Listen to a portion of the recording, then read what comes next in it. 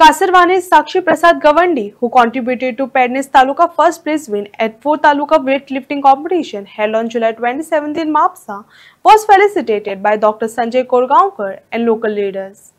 Dr. Korgaonkar wished her success and assured support for her sporting career.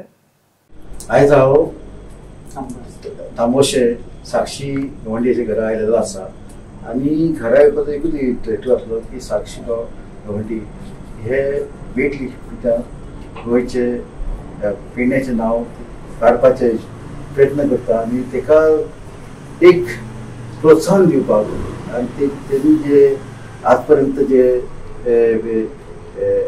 तेका ह्या wait लिफ्टिंगान जे तेका पुरस्कार मेळ्ळा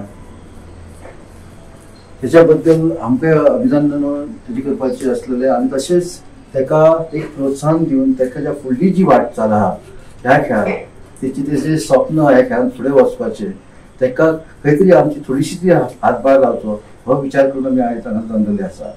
हांव चिंतता की अशीच जर आमच्या पेडण्यान अशीच भुरगे यूथ जे आहा जर तांकां आमी एम्पावर केले खेळांत शिक्षणांत किंवा खंयच्याय क्षेत्रांत कला क्षेत्रांत एम्पावर केले तर ते आपले आयुश्य बरें जातलें तशेंच पेडण्याचें नांव मोठें करतले अशी हांव आशा बाळगता.